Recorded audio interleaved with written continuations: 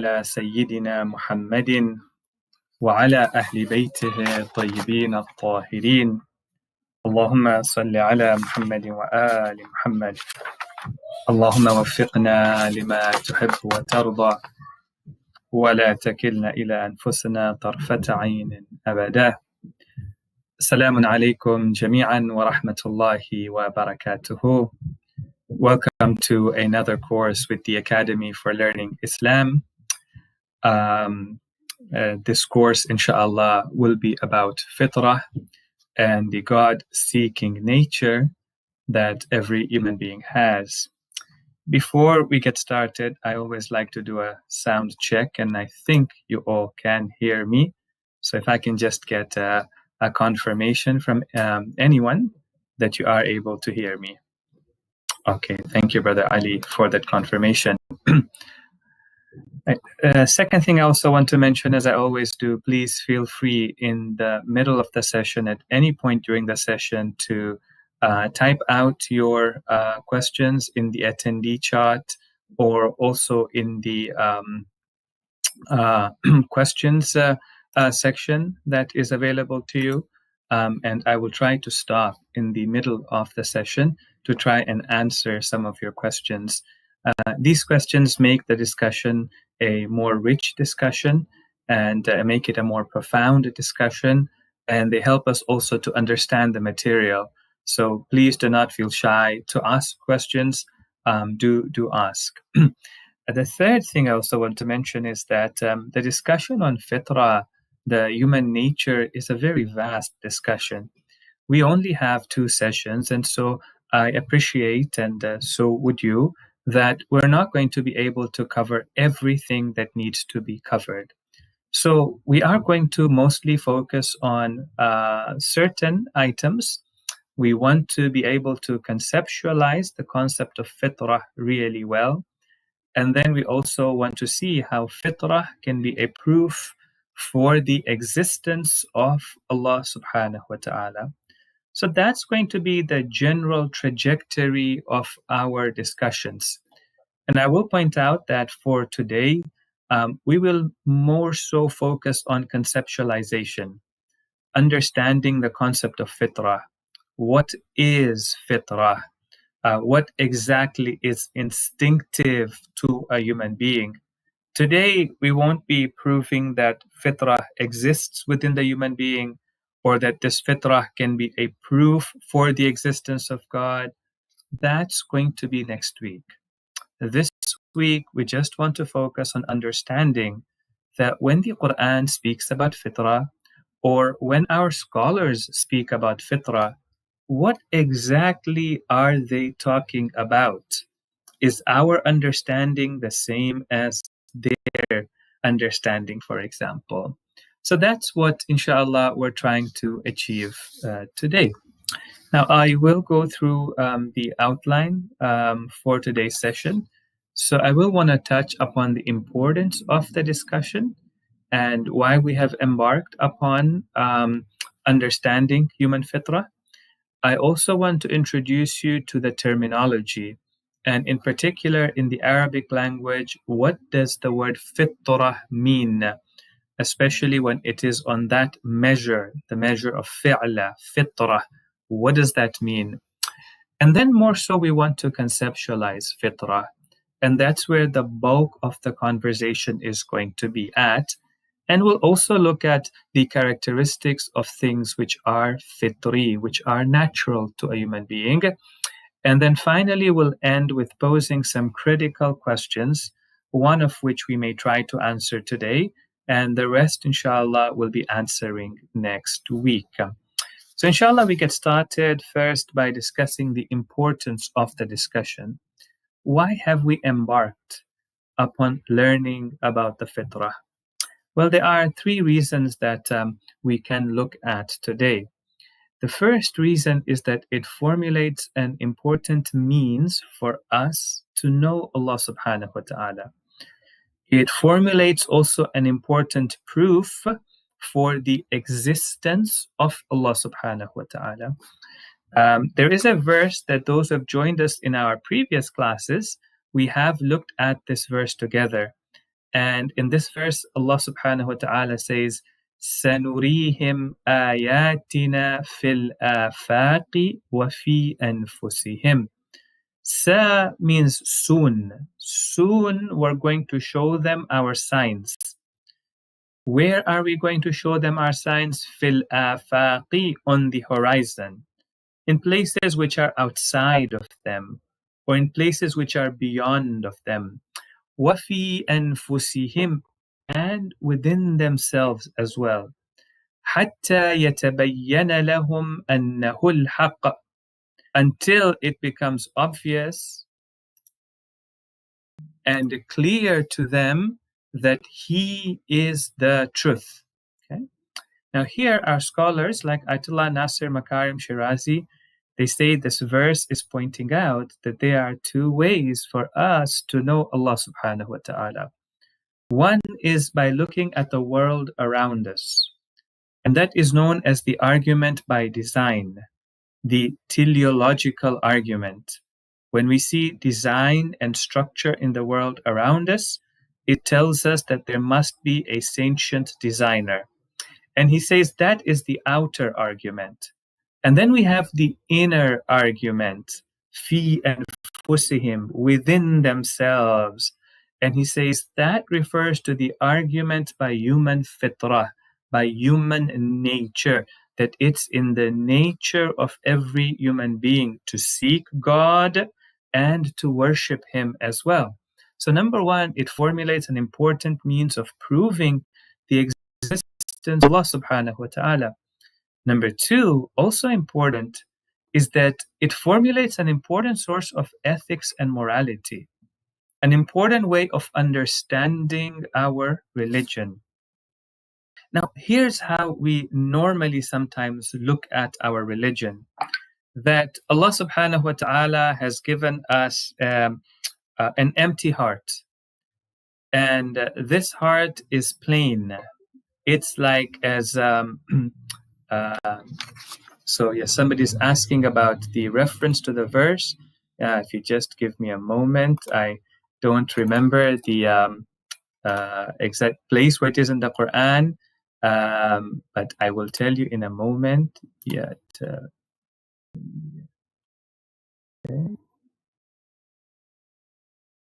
it is Surah Fussilat, Surah number 41, verse number 53. So 41, 53. Let me just type it out. So let's come back to the conceptualization now.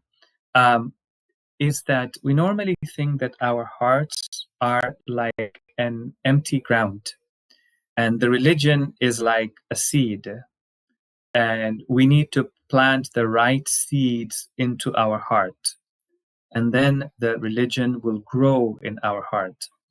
And to some extent that is correct, because we do find that in the teachings of Amir al-Mu'mineen Ali ibn Abi Talib alayhi salam, when he says to his son Imam al-Hasan that I saw in you when you were young a ready heart, and therefore I hasten to plant the right seeds in you. I'm paraphrasing the hadith. The right seeds in you before anyone else were to plant, or before your heart became hard. Okay, but there's also another way that the Imam teaches us to look at the relationship between the religion and our heart. And that requires us first and foremost to recognize that Allah subhanahu wa ta'ala, as we're going to see today, has not given us an empty heart. He has given us a heart that operates in a particular manner. Okay? And the religion makes sense within that operation. Let me give you an example over here. Is that when you look at a computer, the computer has an operating system. Okay, it could be a Windows operating system, could be an Android operating system, for example, on a phone. It could be a Mac operating system, Apple operating system. Okay, and then you have got software, and not any software will fit on any operating system, right? If you have a Windows machine, you need to get a software that fits a Windows operating system. Or if you have a Mac, then you need to get a software that will install properly on a Mac.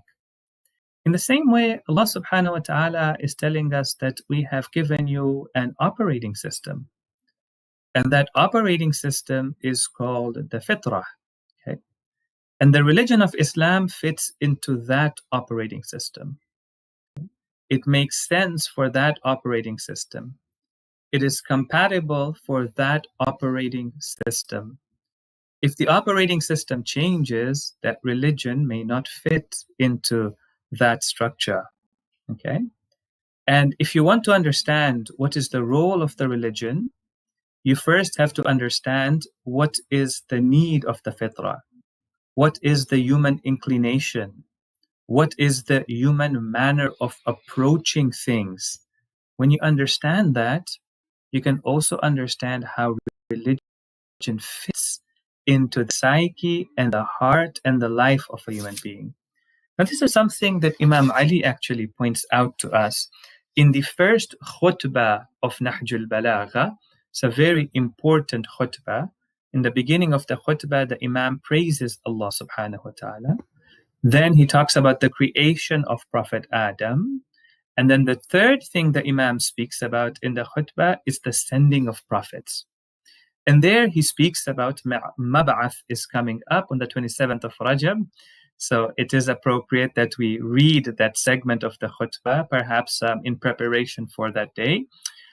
He talks about the reason for why Allah has sent prophets. And he says in there, فَبَعَثَ فِيهِمْ رُسُلَهُ, and he sent amongst them his messengers. وَوَاتَرَ إِلَيْهِمْ أَنْبِيَاءَ, and he also sent his prophets towards them.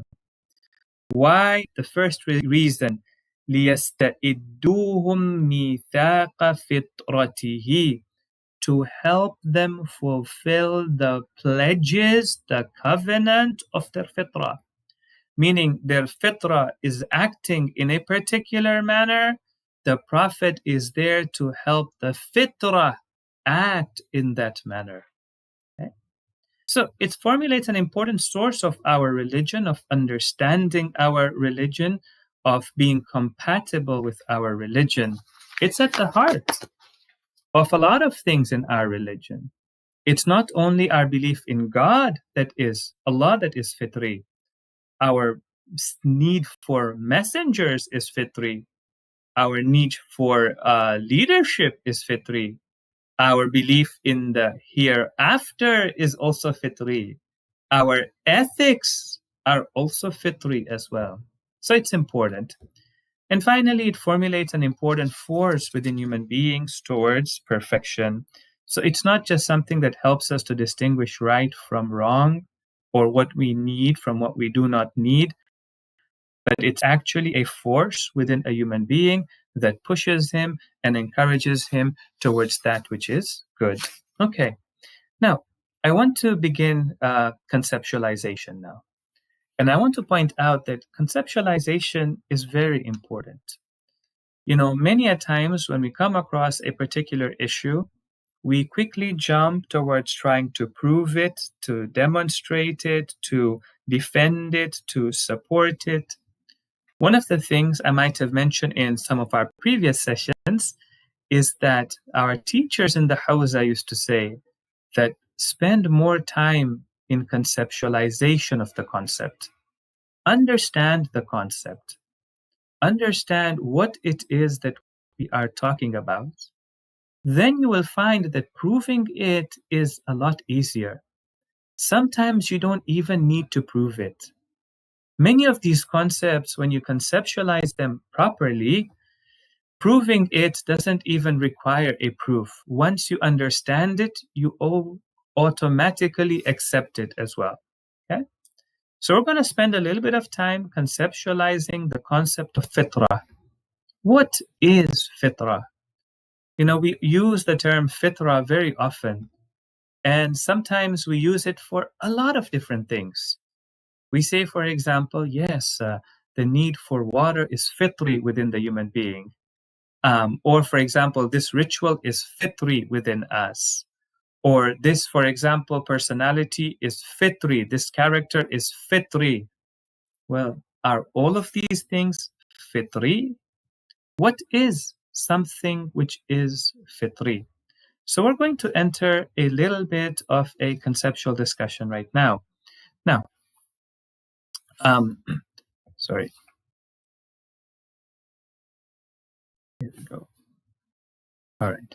So before we come to that, I just want to quickly introduce the term fitrah for you, so that we know in the Arabic language what does fitrah refer to.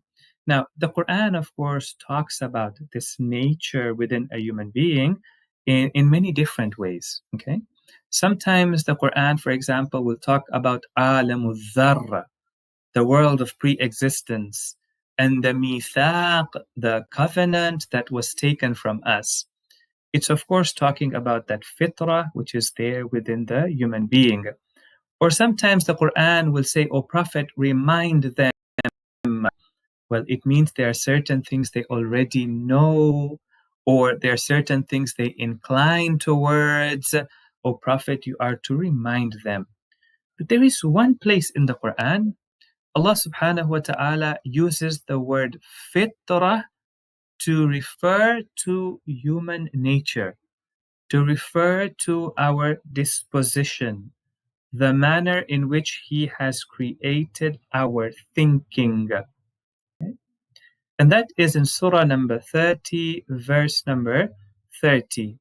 فَأَقِمْ وَجْهَكَ لِلدِّينِ حَنِيفًا فِطْرَةَ اللَّهِ الَّتِي فَطَرَ النَّاسَ عَلَيْهَا. Now, this word fitrah in the Arabic language, even before the revelation of the Quran, what meaning did it have? Okay. We first have to look at its meaning in the Arabic language, and then we can understand what is the Quran trying to say over here. Now, the word fitrah comes from the root word fa-ta-ra. One of the names of Allah subhanahu wa ta'ala is Al-Fatir. Fatiru samawati wal-ard. The Fatir of the skies and the earth. Now, Fatir is translated as creator. But you also know that we have another word in the Arabic language for creation, and that is khalaqa, right? He created. Khaliq, the creator. So first, I have a question for you. What is the difference between Khaliq and Fatir? Both are the names of God. What's the difference between these two names?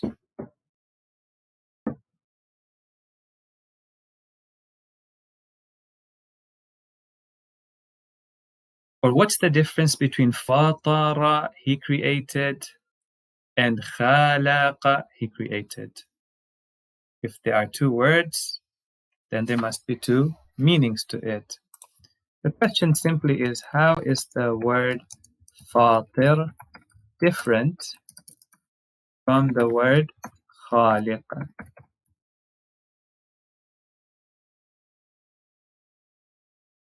Mm.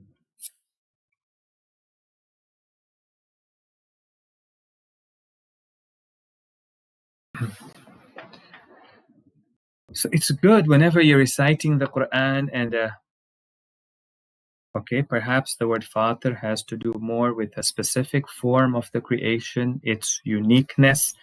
Um, uh, not exactly. There is a structure in Arabic grammar that deals with form, and fitra is on that structure. But right now, we're not looking at the structure of the word fitra. We're looking at the substance of the word. We're looking at its source, which is fatara. How is that fatara different from khalaqa? Hmm. Does one also imply originator, fatir being originator? Yes. Father indicates creation with a specific instilled directions in the creation. So, inshallah, when we come to the meaning of fitrah itself, it will give that meaning, but it gives that meaning because of its structure. That is, the fa has a kasra, the ta has, for example, a sukun, and the ra as a fatha. That structure is what gives it that uniqueness. But the word fatara itself, as Sister Farzine has pointed out, it means to originate. To originate in two meanings. So fatara means to, for example, bring something out of nothing. It means to break. It means to break non-existence and bring forth existence.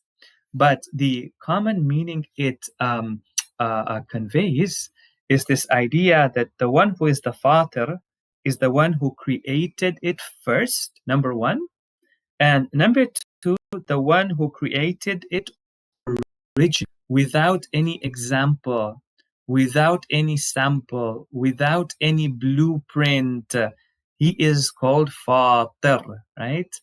Ibn Abbas, who was a mufassir of the Quran at the time of Imam Ali, he says that I could not understand the meaning of Fatirus samawati wal ard because I couldn't distinguish the difference between Fatir and Khaliq until one day I met two Arabs who were Bedouins. They came from the desert, and it was known that their Arabic was the more pure Arabic at that time. And they were arguing about a well, who that well belongs to. And one of the Bedouin Arabs, when he wanted to make his point, he said to Ibn Abbas, أَنَا فَطَرْتُهَا, I am the one who originated it, meaning I'm the one who first dug it. So he said, then I understood that the one who does something first, and in the case of Fatiru Samawati wal Ard, the one who also originates it without sample, that is called Fatir. Okay? So Fitrah is the meaning, has the meaning of khilqah, of creation, right? It is how Allah has created us. Now, the word fitrah also is on the measure of jilsa, of fi'la. And we have to go through a little bit of Arabic over here. It's not very difficult. I just want to look at the form of the word fitrah. The fa has a kasra, the ta has a sukun, the ra has a fatha, and then we have a ta marbuta over there. Fitrah sounds like jilsa. Now, jalasa, julus, he sat sitting, okay? But once you say jilsa, it doesn't just mean sitting, it means a type of sitting, a manner of sitting, a form of sitting.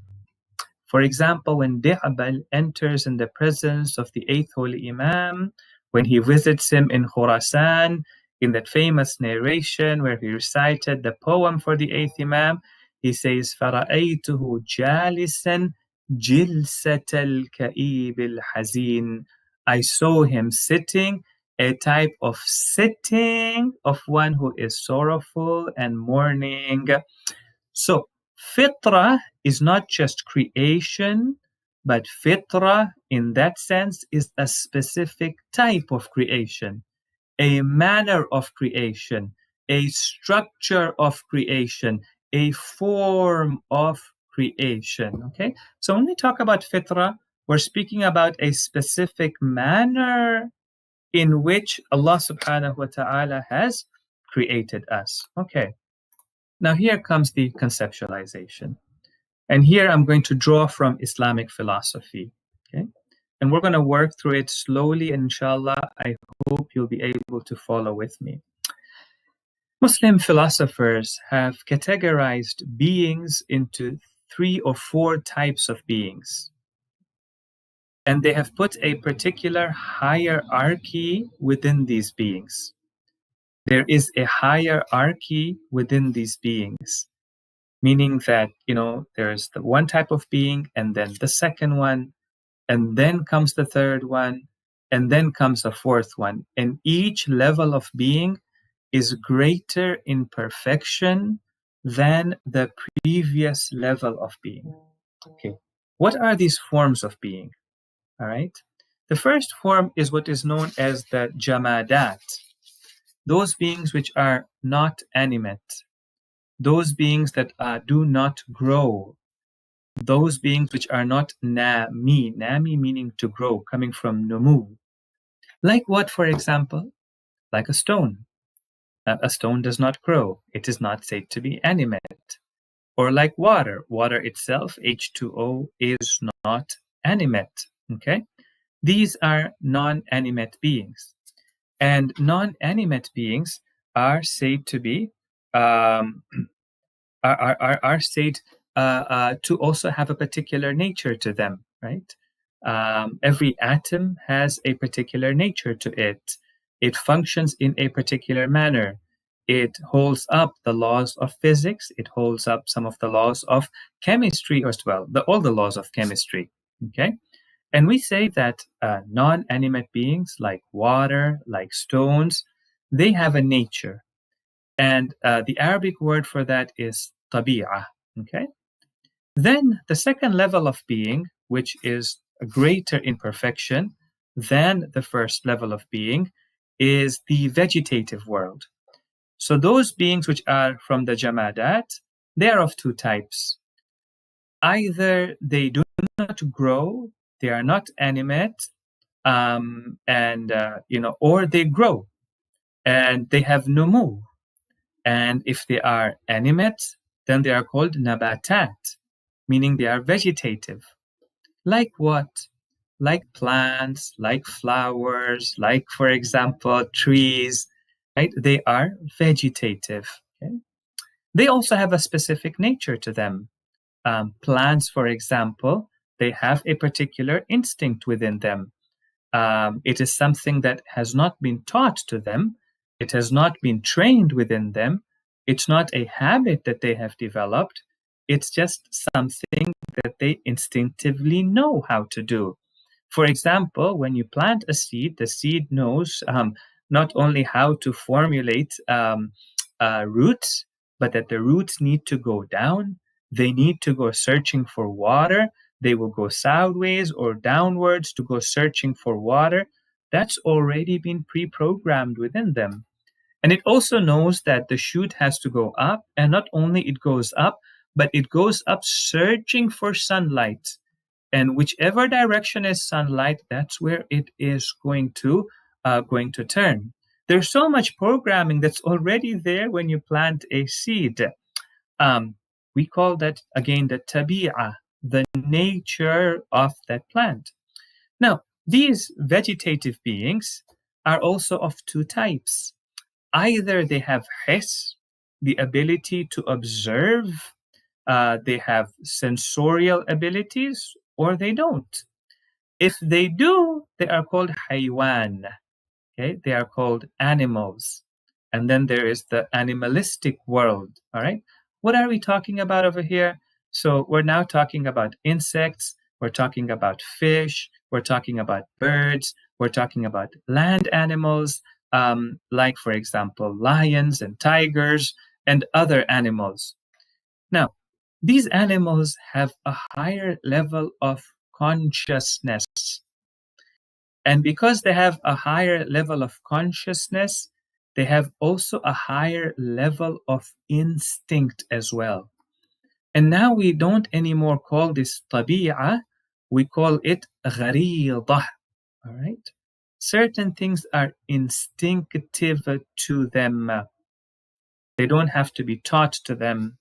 It's very interesting. This Tuesday, on Tuesdays, we take our children to the library to go and pick up some books.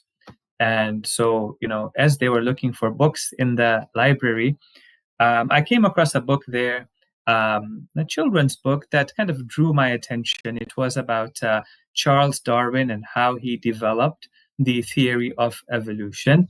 And I wanted to see what they had written in there.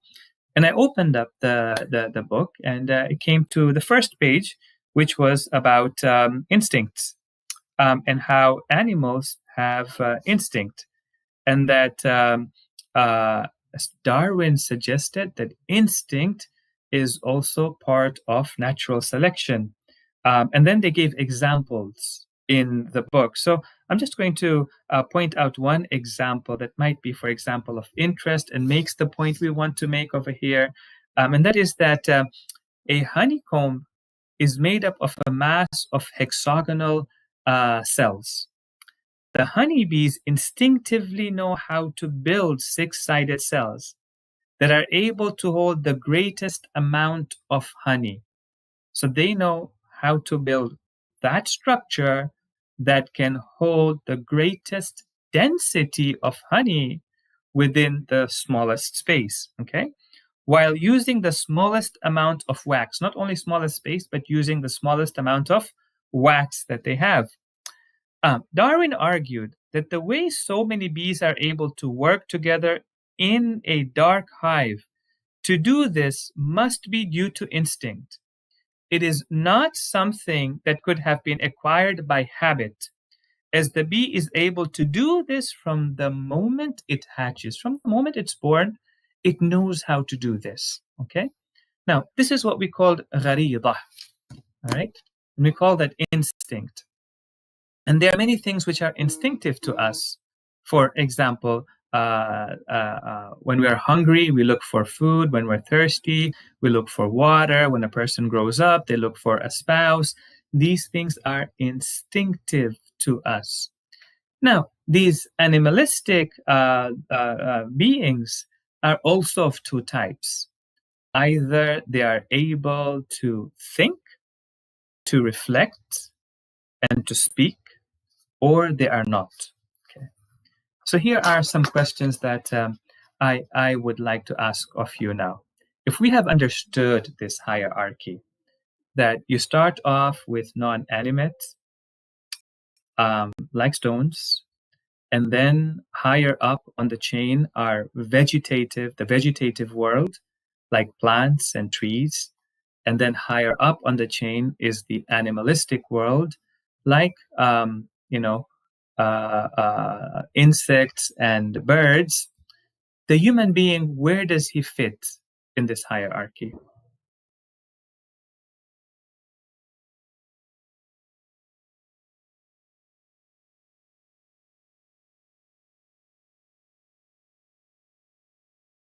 Where does the human being fit in this hierarchy? Well, we haven't talked about Fitrah, and what do we call his instincts, and what are his instincts. Where does the human being fit in this hierarchy? Is he non-animate? Is he vegetative? Is he animalistic? Or should he have, as you see on the screen already, I don't have a way to not make it come into place, but as you see on the screen already, there's a separate segment for him. So, yeah, somebody says that he's human. Okay, here's the point I'd like us to appreciate right now, is that a human being has all of the above and more. Okay? So there is a part of a human being that's non-animate. He has got atoms in him. These atoms by themselves are not animate. Okay? They have a tabi'ah to them. They have a particular nature to them. They follow the laws of physics that's there within the human being. There's also a vegetative part to him. He couldn't be a human being without having growth. Okay?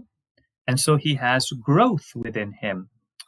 His hands grow, his legs grow, his entire body grows like every other plant. And so he is also vegetative. And then he also has animalistic nature to him as well. Just like all other animals, he has the ability to observe. He has hiss. He has got eyes and ears and the ability to touch and taste and smell. So a human being also has within him the animalistic part of his existence. As they say, a human being is haywanun natiq, a speaking animal. But he is a haywan. It's not that he is not. having the animalistic tendencies within him. Therefore, the human being also has gharida within him. Okay? But there is something that a human being has that the animals, the vegetative world, the non-animate world do not have. And that is what makes him human. And that is his ability to think, or his ability to speak because he can think. Or, as some scholars have pointed out, it's the fitrah. It's the fitrah, the God-seeking nature, that distinguishes a human being from the rest of creation. It is what makes humans humans. And if they lose that, it's no longer a human being without this nature. It's no longer a human being. Okay. Now, that's a very important point being made over here that we need to appreciate. We generally use the term fitrah very, very generally. A human being seeks, for example, food by fitrah, or he seeks a spouse by fitrah, or he defends himself by his fitrah, or, for example, he seeks certain things. He has shahwa by fitrah. That might be fitrah with a very, very general meaning, but those things are not fitri. Those things are called gharida. Those are instincts. That is part of his animalistic self, right? That's not part of his human self, that which makes him human in particular. Then what is fitrah? Okay? Like if gharida means our instinct towards these animalistic needs that we have, then fitrah is our nature towards what? It must be different from, for example, what animals have. So fitrah, and this is the point I'd like to make, is very important, is our inclination towards higher meaning, higher purpose, higher understanding, a higher sense of consciousness. If you allow me, I want to read for you a segment from the works of Shaykh Mutahari. Shaykh Mutahari has a very good book. It's a series of lectures called Tawheed. It's an excellent book. Unfortunately, it has not been translated into English. So over there, he says that, look, a human being has certain inclinations which are part of his gharida, part of his instinct. They are part of his ihsasat, part of his feelings or emotions or observations. But then he says that wujud insan, in the existence of a human being, یک سلسله خواسته ها طبعاً وجود دارد. There are certain feelings that he has, certain desires that he has, certain needs that he has that are there naturally, meaning they are not acquired. Okay? مثلا غیر از تمایلات حیوانی. But these are other than his animalistic inclinations. Don't mistake fitrah for those things. Fitrah is different from that. His inclination towards finding a spouse, towards reproduction, towards having food, that's gharida. We don't mean fitrah by that. When the Quran says fitrah, it's not referring to that. Then what is it? So he explains, که همه میدانیم مثل تمایل به خوراک و تمایل جنسی, these animalistic needs that we have, like the need for food or the need for companionship. یک سلسله تمایلات عالی, but there are a series of inclinations which are higher inclinations which exist within him. لا اقل روی این تمایلات عالی بحث است. Well, you may not agree that human beings have these inclinations, but at least it has been posited, it has been said, the idea has been presented that human beings have these inclinations. مثل تمایلی که در وجود انسان به امور اخلاقی هست. Like that inclination to moral things within a human being. You don't find that within animals. یعنی به نیکوکاری, I mean towards doing good. به خدمت, to service. به احسان, doing goodness towards others. تمایلی در وجود انسان به کاوش و تحقیق هست. There is an inclination within a human being that you don't find within animals. Towards what? Towards understanding, towards research, towards unearthing, towards a sense of curiosity. یعنی انسان که علاقمند است به کاوش کردن. A man is naturally having a sense of curiosity. So Fitrah refers to those inclinations which are specific to us human beings and are not found within animals. One more thing I should mention before moving forward, something that you just might want to write down for now, and maybe we'll come to it later on, is that tabi'ah, that inclination, is within the body itself. Even gharida is an inclination within the body. Fitrah is not the inclination of the body. Fitrah is the inclination of the soul.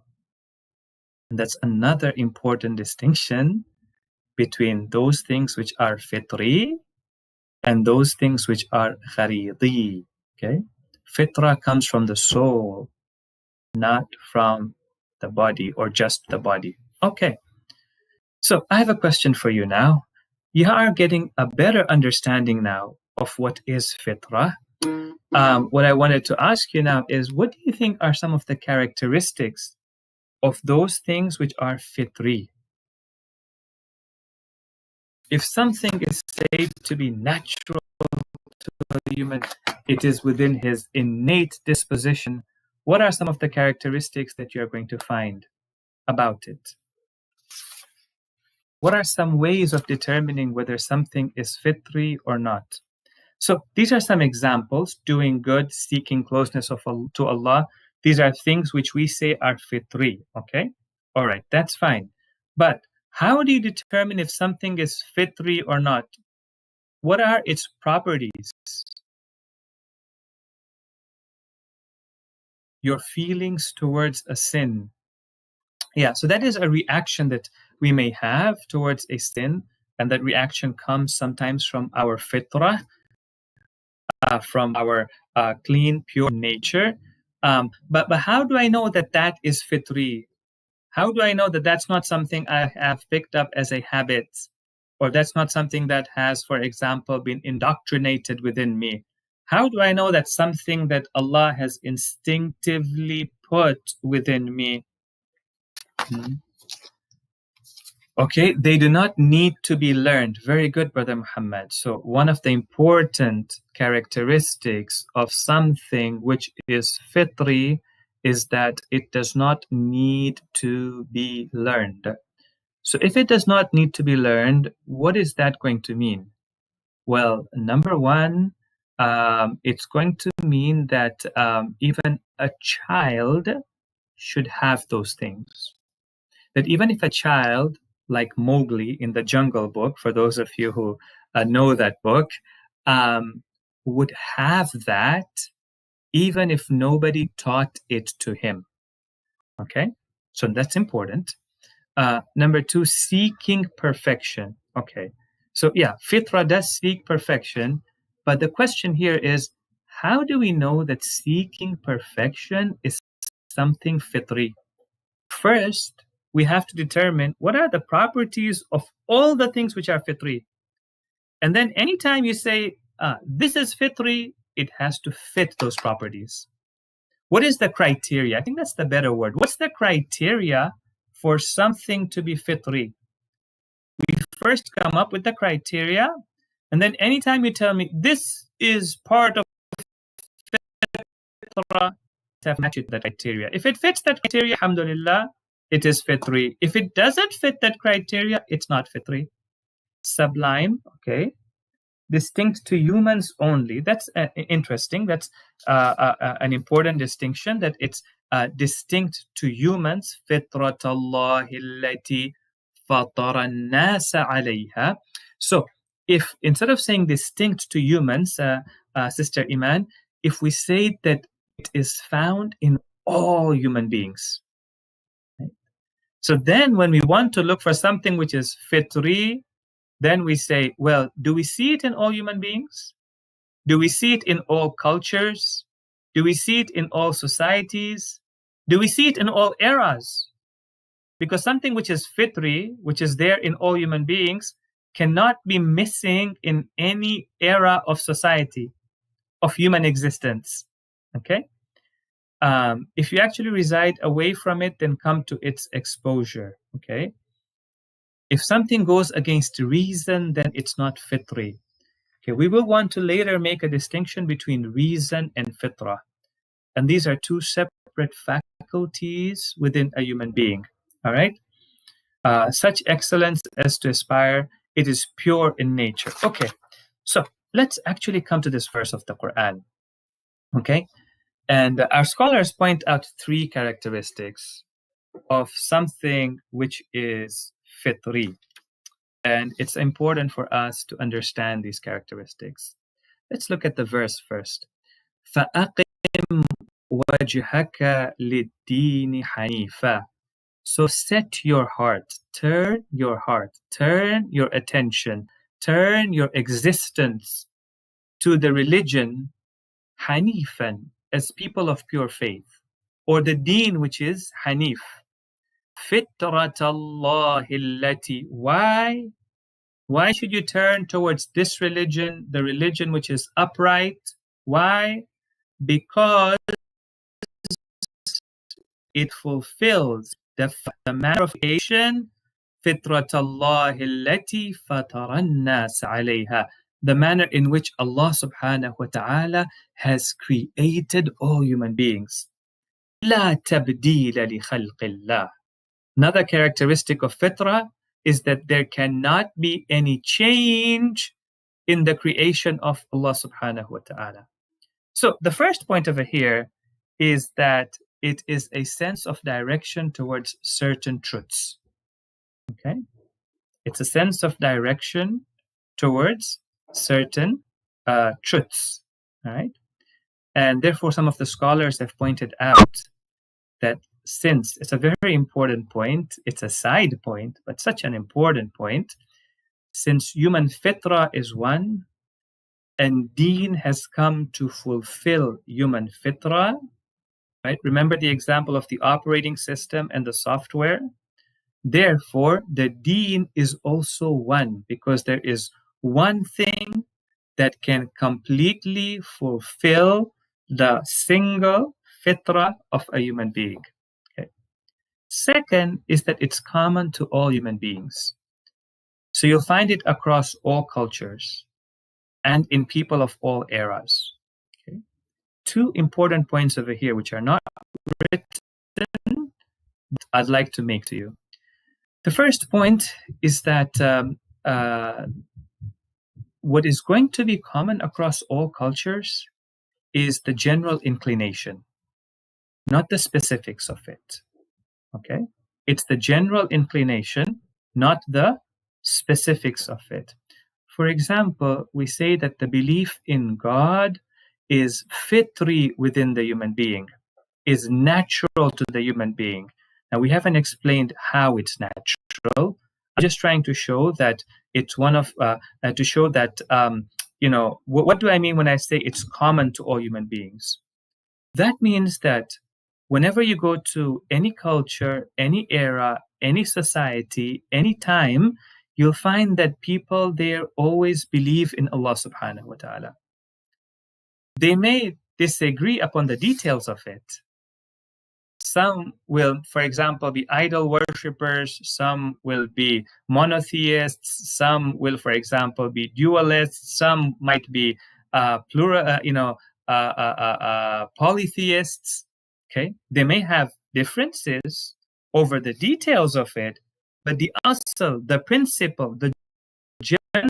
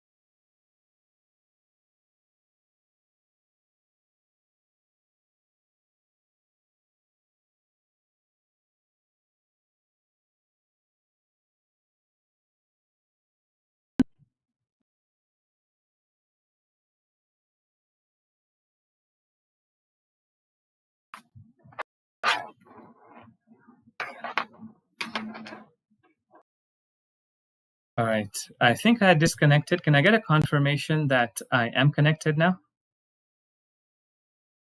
Okay. Alhamdulillah. Alhamdulillah.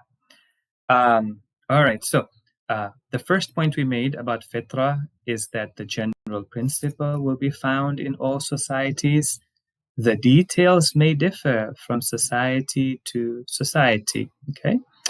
The second thing also is that it's not only our belief in God that is fitri. As I mentioned earlier, many of our other beliefs are also fitri as well. So the example I want to give you is the example of our belief in the hereafter. It's something that you see in all societies. My daughter was studying Egyptian history in her grade 7 class. And it was interesting to read about, the rituals that the Egyptians, we're talking about 4, 5, 6,000 years ago, had in burying their dead, and the beliefs that they had about the afterlife, and the things that they buried with their dead to be able to help them in the afterlife. If you notice, our conception of the afterlife is different. The way we see it and the way they see it is different.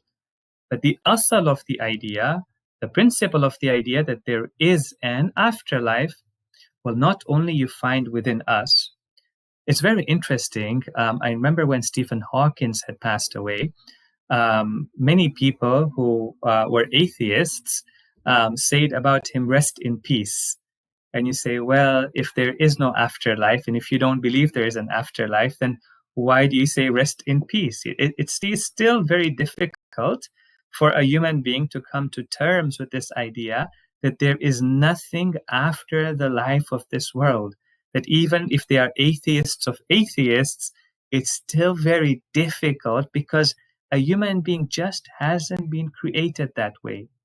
His brain doesn't function that way, okay? That there is no afterlife. Not only the Egyptians believed in it, you go back 90,000 years ago to the early humans who just came out of Africa, if we believe in that, and they started to settle in what is present day Palestine, and they buried their dead in the caves over there. There's a cave structure and a mountain structure there called Jebel Qafza.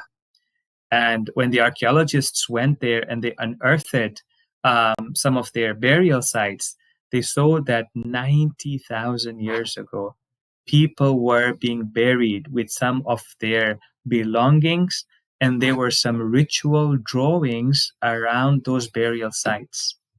Something which is fitri is there across all eras of human society. Okay. And 3, they cannot be taught or effaced, meaning you don't teach those things to somebody. It's there within him. You can't remove it completely either. But what a person can do is strengthen it, or they can weaken it. A beautiful hadith from the Holy Prophet, he says, كُلُّ مَوْلُودٍ يُولَدُ عَلَى الْفِطْرَةِ. Those things which are fitri are found in every child, every human being, because people are born with it.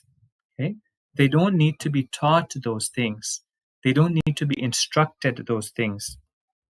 ولكن أبواه يهودانه وينصرانه ويمجسانه. Rather, it is his parents, his family, his society, for example, that turn him away from the fitrah. For example, they turn him into other religions and other doctrines and other ideologies and other beliefs, meaning they weaken his fitrah, or sometimes they could be strengthening his fitrah as well. Okay, so fitrah is something that cannot be completely removed, that does not have to be put in the human being, but it can have greater intensity or it can have less intensity. Sometimes the intensity can be so low that it seems as if it is not there. Okay, but it does show itself. It does show itself, and that's very interesting about the fitrah, that a person can ignore that part of his nature. They can suppress it as well. They can suppress it through doctrine, ideology, They can tell themselves God doesn't exist.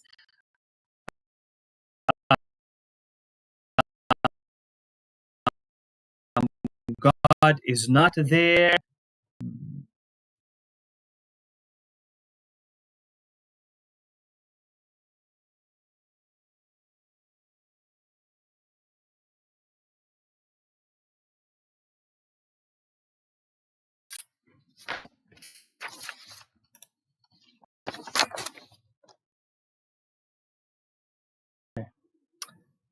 Sorry, I think I had some difficulty again. I was interrupted in the connection. I'm not sure why, but inshallah, we'll try to fix that for next week. Just again, a confirmation from anyone that you are able to hear me. Yes. Okay. Thank you so much.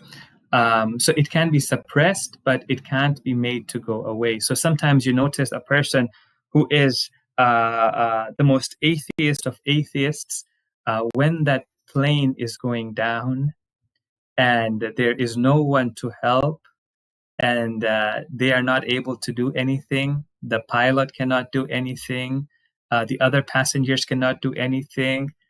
They're at that moment in a stressful situation, in a difficult situation, that fitrah once again emerges. Okay? And that person turns to God, or he turns to a higher power, or to a higher force, or something out there, whatever it is, to try and help them. Okay, so it can not be completely removed. It can be suppressed, but sometimes it does still show itself. Now, I'm not going to continue further from here. There is an important discussion after this one that inshallah we'll start off with it next week, and we'll go on to the discussions for next week. So next week we want to focus more on proving that it is, so understanding exactly what is natural to a human being, what part of God is natural to a human being, and number two, proving that such a thing exists within a human being, and number three, if we get the time to it, is to demonstrate that this also demonstrates the existence of Allah subhanahu wa ta'ala. Because you could naturally ask, okay, I have this inclination within me. How does this inclination prove that there's something out there that fulfills this inclination? Correct? I have a desire for many things. Does it prove that those things exist? Well, if I have an instinctive nature towards God, how does it prove that God actually exists? So, inshallah, we want to look at that next week. I'm going to stop over here for any questions or any thoughts that you have before we end today's session.